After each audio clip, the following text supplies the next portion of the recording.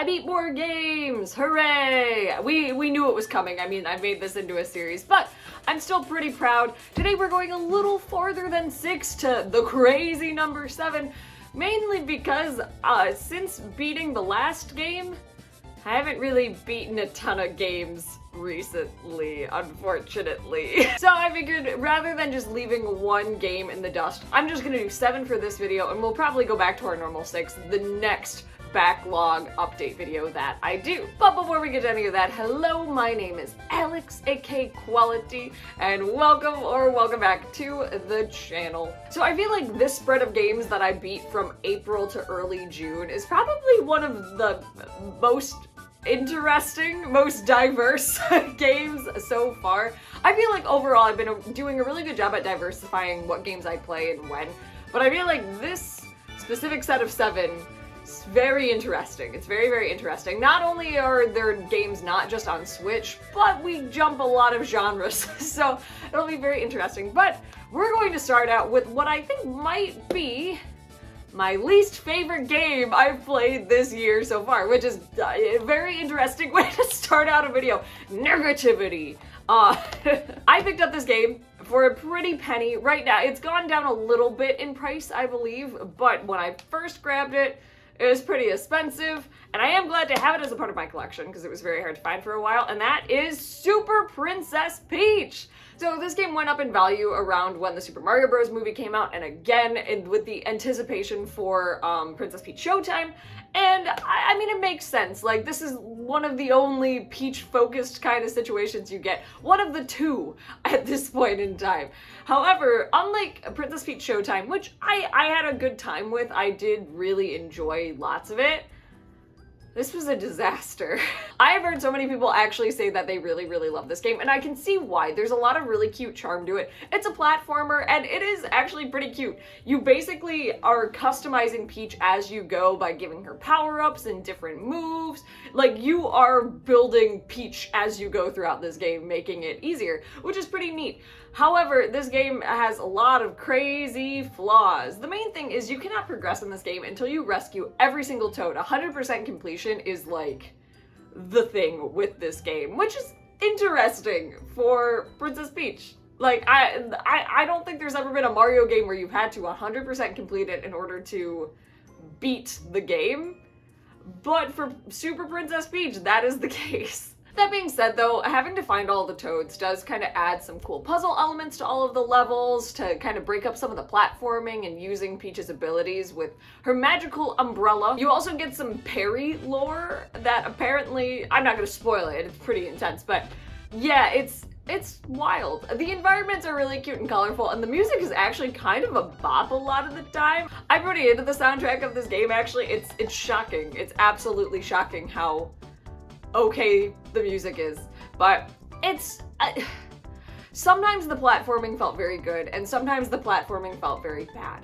It was very inconsistent, kind of like Princess Peach Showtime. Why are they going for inconsistency in these Princess Peach games? I do not know. But yeah, for a while I was like super gliding through the levels, everything felt really good, and then it just kind of randomly would hit spots where it's like the platforming hardcore slowed down, or like you were using a bunch of your abilities and then suddenly you weren't and you were just relying on normal platforming.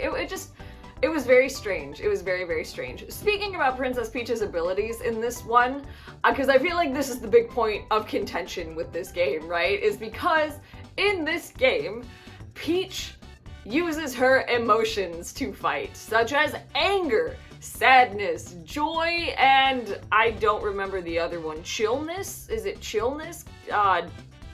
It's something. They're also called vibes, which I think is very funny, given that, like, I feel like vibes was not, like, common vernacular until more recently when this game came out in, like, 2006. But you also, like, you're on the quest to find the vibe scepter, which, yeah. But as a mechanic itself, I didn't mind using the emotions. I thought it was pretty cool that each of them did, like, a number of different things in order to help you get to toads, solve puzzles, and all of that. Like, if you were crying, not only were you like watering flowers and stuff, but if you were at an icy level, that water would freeze over, so you'd freeze over areas so you could access new locations. I thought that was really cool. It didn't just feel like the powers were like one-off mechanics. All of them had multiple purposes, which I actually really thought was pretty clever. I guess I personally don't mind the fact that they're emotions. That never has really bugged me. I think it's really funny. I think it's really, really, really funny. But yeah, it's never really bugged me, I guess, but I understand why it would bug some people. But I think as a mechanic itself, I thought it was pretty well executed for what this game is, so. But again, there were so many moments where I was not having a good time at all with this game. Am I glad I played it? Yes. I just had that random itch to play a DS game randomly in April, and this was the one I picked because it was a more recent pickup. And I guess I'm glad I had the experience, but I was really, really, really, really, really glad that it was over. So I beat Super Princess Peach on April 19th. It took me 15 hours to beat because there were many additional hours of agonizing where to find toads, and I gave it 2 stars. It gets that much because, again, I really like the music, the environments, and I think the, like, actual emotion mechanic is okay. But everything else was not very fun. Now we pop back to the Nintendo Switch with a game I have been wanting to play since my childhood, but never had it for the original GameCube. And now I have almost all of these games on the Switch, minus the most recent one that came out. That's Pikmin 1, not 2. I haven't done 2 yet, just one. So I was just really in the mood for a good puzzle game, and Pikmin, it's a short game.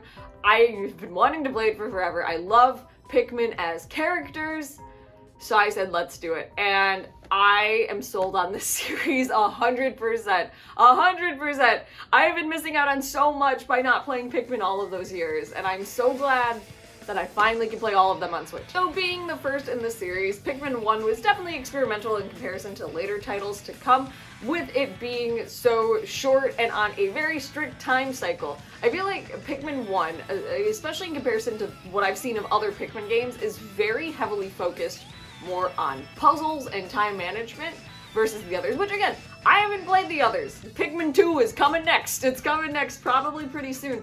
But I feel like based on what I have seen of the others and what I've experienced with Pikmin 1, I feel like that is pretty true. You're Captain Olimar, you crash land onto a mysterious planet with your ship in tatters, and you need to find all your ship parts, put it all back together, and escape before you die. And he will die if you don't make it. I thankfully did not experience that. I beat it on my first try with days to spare, so I was very happy about that. But you only have a certain amount of days in-game to do it, and those days go by kind of quick, honestly. If you don't know what you're doing, and like, you can take leisurely days really to kind of get your bearings and stock up on Pikmin or other assets, but they go by fast, so you kind of really need to get a plan together on what you're gonna do in any given day, or what your goals are. And of course, the Pikmin play a huge role in this too. The Pikmin are there to help Olimar. You have your 3 different kinds: red, blue, yellow, all with special abilities. So not only do you have to kind of manage your day and decide what you're gonna do, you have to decide how many troops you're bringing into battle, how many Pikmin you're going to bring up from the ground, etc., etc. It's a lot of planning, which I really liked. I really, really, really, really, really like the gameplay loop of Pikmin. I think it's really fun. Obviously, you grow heavily attached to the Pikmin, so you want to make sure that they do well and have a successful mission out. So you want to do everything you can in your power to protect them, not just because of that emotional attachment, but because if you lose a bunch, you kind of have to go back to the drawing board of what your plan is going to be, because now you're going to have to take time to make more Pikmin, do all that. It's a whole thing. It's a whole thing, and I really, really love it. Not only that, the environments, the music, A+ from me, A+. I love the original Pikmin soundtrack. I knew that even before playing the game, but hearing it in practice, oh, it's so good. It's so, so good.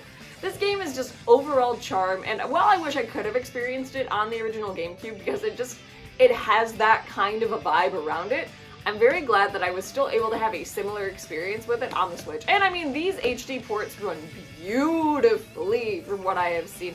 I'm excited to check out Pikmin 2, but I'm assuming the same level of quality will also be there. But man, it's good. It's so, so, so good. If you haven't played Pikmin, I highly recommend picking up Pikmin 1 and 2 on the Switch, or even starting with some of the later installments as well. 3 and 4 are also on the Switch. I'm only missing 4 right now. I'm probably going to pick that up during like Prime Day sales or something like that, because I know I'm going to play it. but I highly recommend it. It's really good. And while I know the series kind of does deviate away from that initial kind of shorter idea that the first Pikmin has, it really does, like, it's such a good introduction to what Pikmin are, what this mysterious world is, and I love it. I absolutely love it quite a bit. The only gripes I really have with this game is it is really short, and while that didn't really freak me out while playing it and trying to plan all of my stuff, I definitely see how it could for others. It was also very unforgiving at points, but I mean, that's also like a skill issue on my part. I got way better. I got way better. Because that's the other thing. You're kind of learning as you go what various enemies do and how they interact with the Pikmin. So that was also really cool. But yeah, I would say just overall my biggest gripe is that Pikmin 1 is a really short game, especially in comparison to the others. And I wanted more. But good thing there are 3 other games to help fulfill that need. So I beat Pikmin 1 on May 5th, and it took me about 10 hours to beat, and I gave it 5 stars, because I really loved it. I really couldn't find too much that I disliked about the first one. That rating may go down once I play some of the other ones and see if maybe I like Pikmin 2 better. I feel like Pikmin 2 is like a lot of people's favorite, so I don't know, we'll see. But as of right now, it is a 5-star. Also, I kind of forgot to mention, if you haven't seen these videos before and this is your first kind of intro into my backlog series overview, I am using a very wonderful spreadsheet made by my friend Emily, aka Herbology.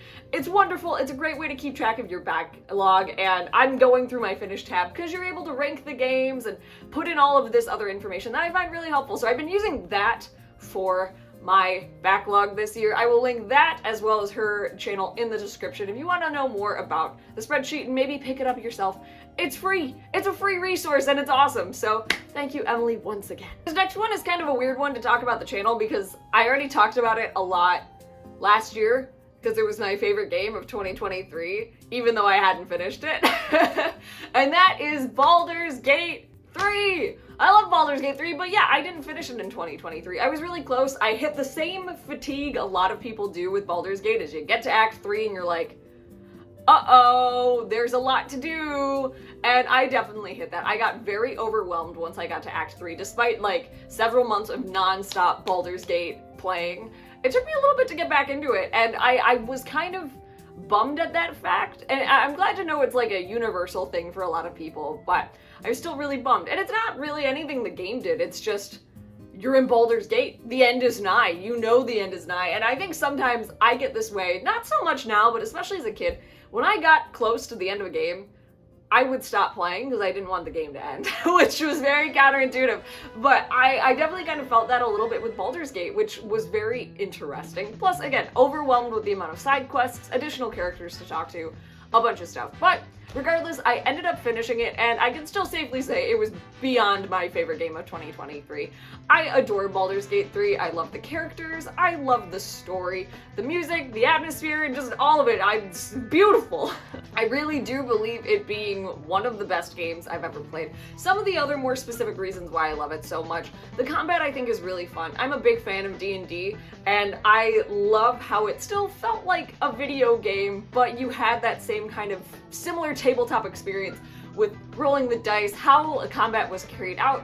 I really loved it. Which I know the first 2 Baldur's Gate games were not turn-based, which I think made older fans of the series a little more hesitant to try it, but I think to me this felt like a much more real D&D kind of experience, which scratched that itch that I have had for a very long time, because I've not been able to play D&D with anybody because I have no time in my life and it makes me very sad. But yeah, there's so much to love. The dialogue options and how they affect the relationship between you and your party are really genuinely important. It's one of those games where it feels like your dialogue options really do matter. And I mean, obviously because they have a lot of direct consequences, but it felt so real. It really did feel like I was playing D&D, and it felt like a very real experience, which I loved so much. The immersion was there. Everything was just wonderful. The voice actors, absolutely incredible. I know I'm just gushing, but I don't know what else I can say about Baldur's Gate 3, especially since I talked about it pretty extensively in my top games of 2023 video.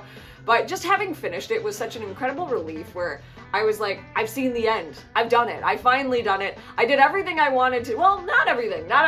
I did a lot of the things I wanted to do in that first run, and I was really proud. I did Lots of very tough optional battles, which I was really happy about. If you know, you know. But I loved that game so much. The ending made me very emotional, and honestly, I am kind of glad I waited, because since when I was on track to beat the game before, the epilogue update had not been released yet. So now, once you beat the game, you have a chance to go back to your camp for a little party with all of your people, kind of catch up, see what they've been doing. It's like a Where Are They Now segment, which I thought was a really cute way to kind of wrap it all up, especially because I think most Baldur's Gate 3 players will agree the biggest thing with this game are the characters. They're wonderful, they're so complex, they're so interesting, they're also extremely, like, nuts, which is awesome. I love them so much.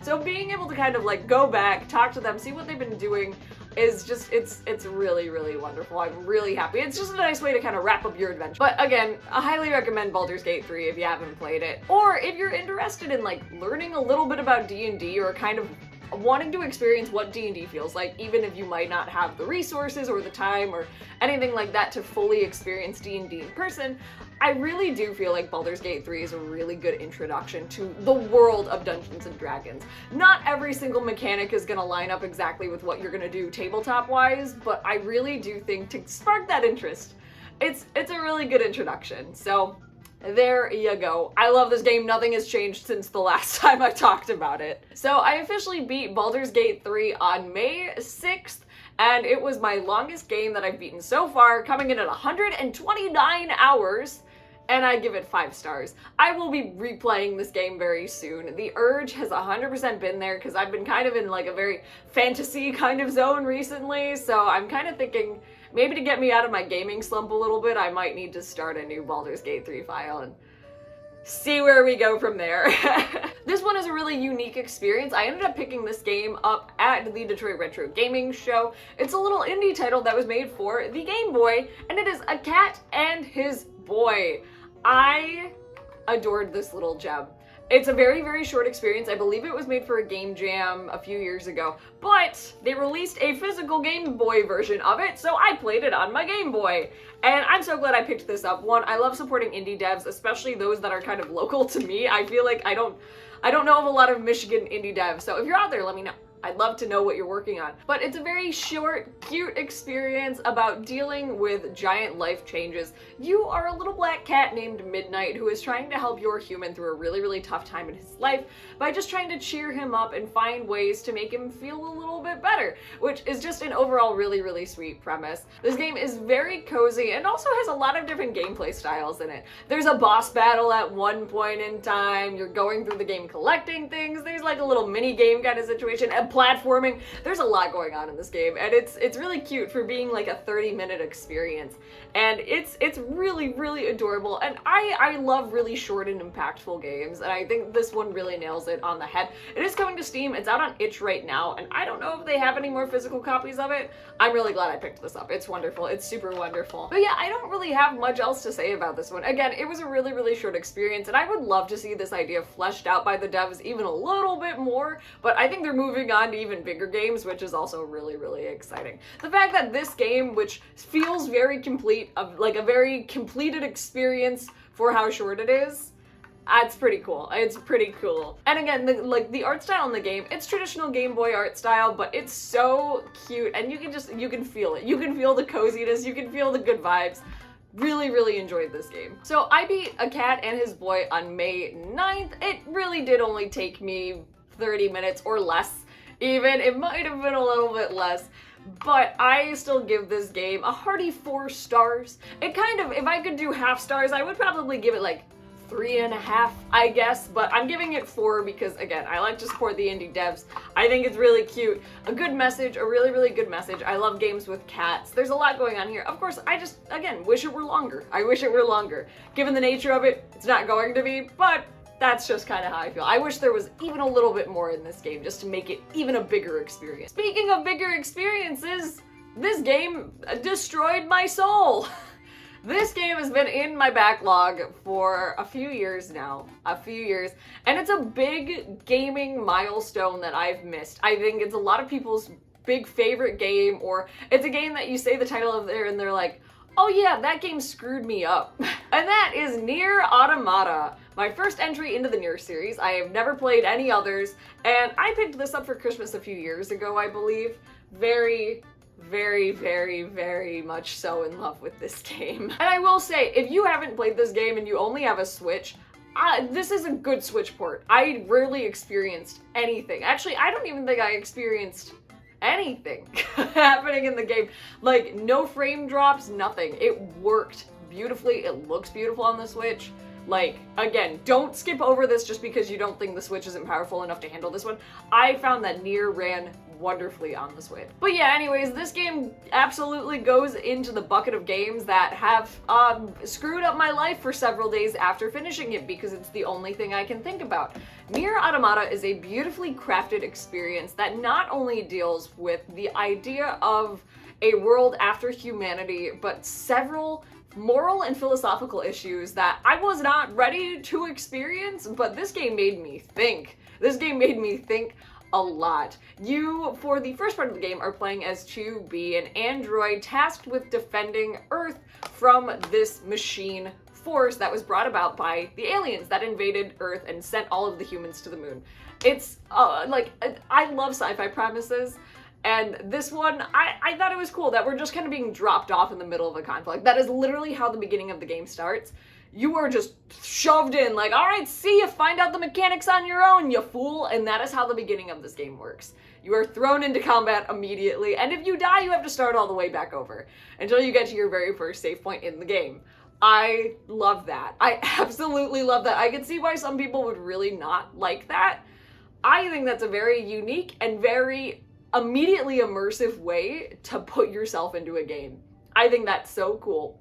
It's an action RPG, so you are fighting using your various combat skills as well as your pod in order to kind of dual wield, like, bullet shooter, sword fighting, cool. It's just, it's a lot. It's a lot all at once.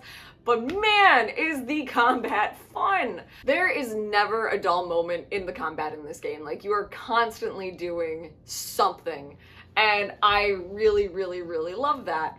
Again, the environments in this game are also beyond wonderful, as well as the characters, especially 2B and 9S, have my absolute heart. Their struggles, which I will not get into because it is better left to experience and then question everything you've ever known by yourself in a room at like 1 a.m., but I love them. I love them a lot. The soundtrack is one of the most gorgeous video game soundtracks I think I've ever heard. Ever. Ever, ever, ever. It's definitely the soundtrack of a world ruined, yet there's some eerie serenity behind it as well in a lot of the tracks.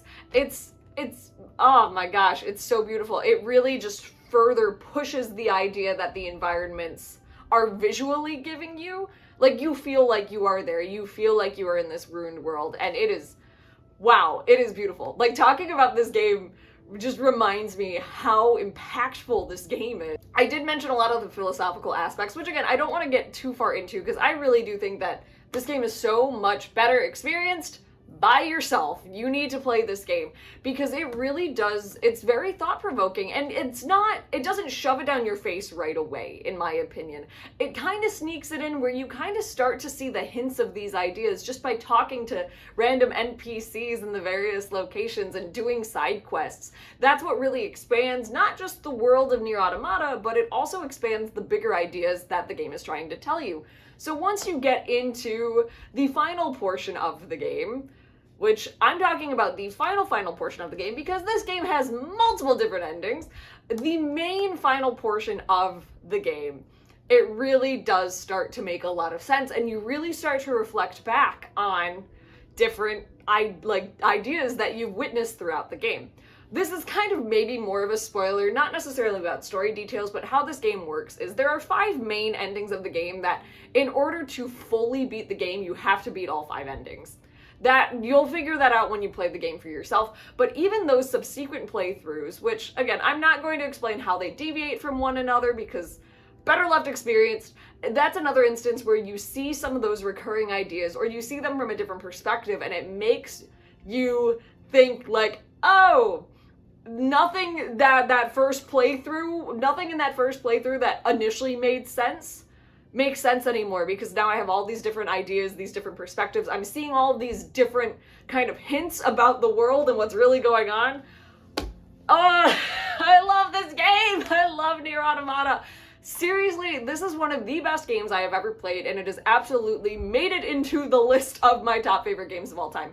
I don't know what else to say about it. It is insane. It's incredible, and I really, really, really, really, really, really recommend play it, play it, play it, play it, play it. If you are into games that are going to screw up your brain, this one does it many times in many special and unique ways. Not only that, it's not a long RPG experience either. It can be as long or as short as you really want it to be technically, but in order to get like the full experience, it's like around 30 to 50 hours, I feel. It's not that long, which makes it kind of an accessible thing. Not only that, and I don't know about other versions of the game, but if you struggle with like action RPG combat, there is like auto chips, so it can make certain aspects of the game automated, which I think is really, really, really helpful, especially if you're someone who struggles with doing too much on a controller with your hands at once. It's really, really helpful to automate some of those other aspects of it, or you can automate the whole thing if you really just want to play the game for a story experience. So I beat Nier Automata on May 19th. I beat this game really quickly. I think it only took me maybe a week and a half because I couldn't put it down. And it took me 30 hours to beat. And yes, I give this 5 stars. I would give it 6 stars if I could. One of my favorite gaming experiences this year, hands down. Next, we have a game that has been recommended to me ever since I started doing YouTube. And I'm so glad to finally have gotten into this series. And that is Atelier Ryza. The Everdarkness and the Secret Hideout. I always forget what the subtitle is, but this is the first of the Ryza trilogy, and I have some interesting thoughts about this one. I really did enjoy this. It took me a long time to get into it. Like, I definitely thought it was really cute at the beginning, but I didn't really get it, I guess. Like, I did, but I didn't. I saw what they were trying to do, but I did not see immediately why so many people were so in love with this series. It took me like a few hours in of doing side quests and learning about the characters a little bit more to kind of start to understand why people love the world and the characters so much. And then once I really started doing the alchemy stuff, I was like, yeah. Some people, I think that's one of the biggest turnoffs from the Atelier series is the alchemy and kind of having to go, not necessarily on a fetch quest, but having to constantly forage can be a big turnoff for some people, especially those who don't like farming sims or anything like that. For me, I'm a big farming sim fan. And also, I think foraging items is way easier than trying to grow them yourself, even though that is an option later in the game. But I really enjoyed picking up a bunch of stuff and being like, ooh, what can I do with this now? What's this gonna make? And it was really, really cool. I do think that occasionally there were some odd, very intense barriers with the alchemy that I think, again, as a first-time player, I didn't really totally get. I don't necessarily know if that's a me issue or if the game didn't really explain it super well. I don't know. It could very well be me. I have no idea. But there were moments where I totally had to pause my progress in the game because either my alchemy level wasn't high enough or I used an item that I needed for this super exclusive big story item on something else that I thought was a good idea, because for the longest time I was like, well, I have this thing, what am I gonna use this for? Then I'd have to go down, track whatever I got it from, etc., etc. So that did make it a little tough. That made it a little tough because it definitely halted your story progress 100%. And I don't know if there were any moments where you could totally like soft lock your playthrough, but there were definitely moments where I worried that could happen, which wasn't necessarily a great feeling. But aside from that, I thought the alchemy was really, really cool, and I'm interested to see how it continues throughout the rest of the games and the trilogy. I wonder if it expands or if it's more or less the same, so that'll be an interesting thing once I get to the second game. But yeah, talking about the characters, Ryza, I kind of thought she was a little insufferable at first, but I came to really, really like her as she continued to move throughout the story, and I actually think that's part of the intention of her. She's just kind of a bratty kid who doesn't want to do anything and doesn't really have a purpose, and then once she kind of finds alchemy, she kind of starts to grow quite a bit. All of the characters do, and the relationships start to grow quite a bit too, which I really, really, appreciated. I was really worried I wasn't gonna like anybody, and then eventually I did, which I don't want to spoil again too much about their relationships and the friendships these characters have, but it really does develop in a pretty darn organic way as all of the characters kind of start finding their niche and what they want to do, which I think is a really good setup for the rest of the trilogy. I do think it's kind of like when you have a series of books where it's like the first book is a lot of world building and kind of setting stuff up. I feel like Atelier Ryza, The Ever Darkness and the Secret Hideout. Yes, I got it right. I got it right. I feel like that's what this game is doing. I've heard that the second game is like insane. I've heard the second game is phenomenal, so I'm really excited to get to that at some point in time. I didn't want to jump right into it because after Ryza, I kind of needed a little break from the gathering and stuff, but still. Also, I will say the world in this game is beautiful. It's so beautiful and pretty and happy. I love the enemy designs. I think they're really cute and funny, and not necessarily like Dragon Quest level like notoriety, but still kind of just very fun, very cute. I like them. I like them a lot.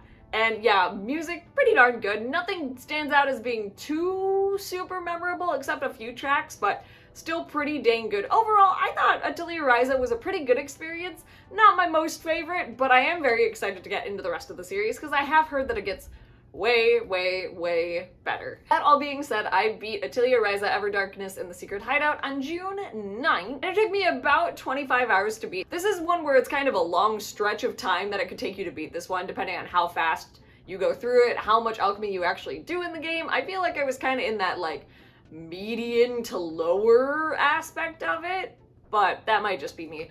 And even though I do have quite a few gripes with this game, I would still give it 4 stars. Again, this would be another one that I would probably say more like 3.5 if that were an option on here, but I still think there's a lot going on here, and again, the excitement for the remainder of the series is pretty big, so I'll stick with a 4 for this one for now. This is another one that might go down after I play some of the other installments in the game. And for our very last game, bonus number 7, we have an indie game that took the world by storm this year, Little Kitty Big City, one of my most anticipated games of this year, but I hadn't even talked about it on the channel, I don't think. It was just one that I knew I was really excited for internally, but just never talked about. Little Kitty Big City, you are, as it says, a little kitty in a big city trying to find their way home after falling out of a window into the streets. A tragedy indeed. So you are, yeah, just this little black kitty. Again, I'm partial to black cats because I have Luna, my pride and joy. I'm surprised she has not made an appearance in this video yet, but it might be for the best. She might try to attack me. So this game is definitely more action-adventure-y with some platforming elements involved as well. As you are a kitty, you have the ability to jump to big heights, and you have to kind of find your way back to your apartment, but you also have to find the strength in order to make the climb back up there, which involves stealing delicious fish from innocent bystanders. And it's so fun. I think people have used the description that it is a perfect combination between Stray and Untitled Goose Game, and I really agree with that. You can do so many crazy antics throughout this whole game. You can trip humans, you can steal their sandwiches, steal their cell phones, just totally ruin people's lives. And it's hilarious. It's absolutely hilarious because you're just an adorable cat. There's also plenty of fun other animal NPCs to talk through that have really interesting dialogue chains. One of my favorite ones that was a big quest in the game were helping the duck family find all of the ducklings. That's one of the big ones that I did, and oh my gosh, it was so cute. It was so cute. And just, I love it. I love the dialogue. I love that the ducks follow you around. It's super adorable. This game has a lot of quests too. Not all are required in order to beat the game, but you kind of do want to do a lot of them because, again, it helps with the world building. The quests themselves are really fun. I go back and forth on being a quest person or not. Like, if it sounds interesting, I'll do it. Like, in a game like Baldur's Gate, I did a lot of quests. Little Kitty Big City did a lot of quests. Nier Automata did a lot of quests. But in other games, they don't always strike out to me a ton, and I definitely, this one is one you want to do a lot of quests, definitely, because they're just so fun. They're just so fun and they're so cute. And you usually get the reward in form of a little hat that you can put on your cat, which is so great. It's so great. I played this game on stream and it was 2 of my favorite streams of this year so far. It was so fun playing this with everybody. I will say I got really nauseous at the beginning because I had the mouse sensitivity way too high. Definitely recommend playing this game with a controller. I do not have a controller for my PC, unfortunately. I need to fix that. That is a necessity because I think a lot of my issues with nausea and motion sickness when it comes to playing those types of games would go away if I used a controller instead of mouse camera controls.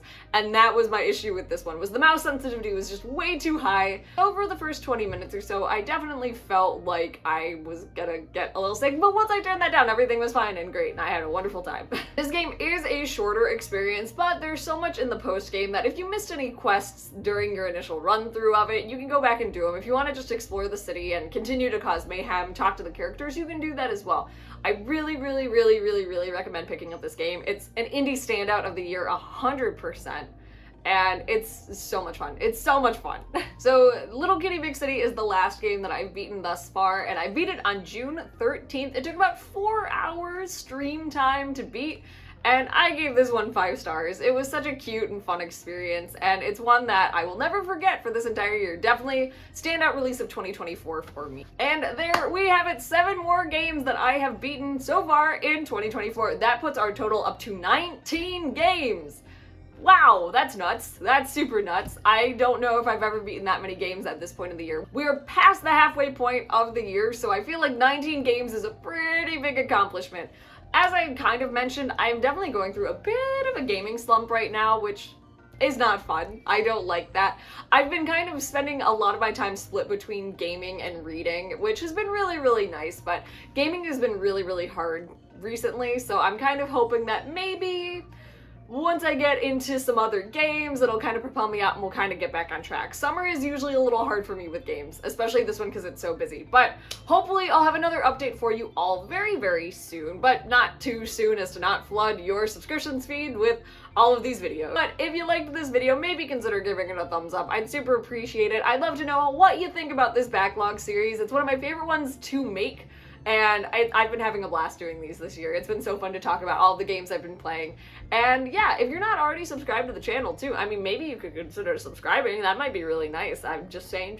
I do game hauls, talk about games like in this format and mini reviews, and I just a bunch of stuff, a bunch of gaming related stuff. We have a pretty good time here. But that is going to do it for me, everyone. I will see you in the next video. Let me know what games you are finishing as well. Goodbye. Boop.